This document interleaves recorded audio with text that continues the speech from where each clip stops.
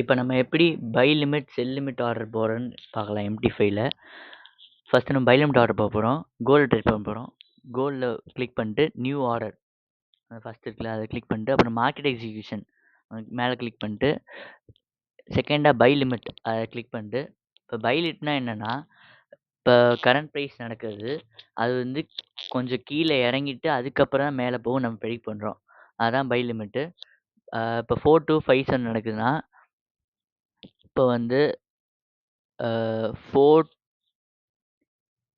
4250 வந்தக்கப்புறம் மேலே போகும்னு நான் நினைக்கிறேன். அதான் வந்து பை லிமிட்டு. இப்போ பார்த்தீங்கன்னா, பிளேஸ் பண்ணியாச்சு ஆர்டர. அதே மாரி இப்போ வந்து செல் லிமிட் எப்படி போடுறதுன்னு பார்க்கலாம். அதே மாரி கோல்ட் கிளிக் பண்ணிட்டு new order, market execution click பண்ணிட்டு 3வதா செல் லிமிட் அத கிளிக் பண்ணிட்டு அதுக்கப்புறம் செல் லிமிட்னா அதுக்கு அப்படியே வைஸ் வர்ஸா 4256 நடக்குதா? கொஞ்சம் மேல ஏறிட்டு அதுக்கப்புறம் கீழ இறங்கும்னு நினைக்கிறோம். அதனால தான் நம்ம செல் லிமிட் போடுறோம். இப்போ நான் 4260 பிரைஸ் போட்டிருக்கேன். அப்புறம் இதே இப்போ பிளேஸ் பண்ணிடலாம் ஆர்டர.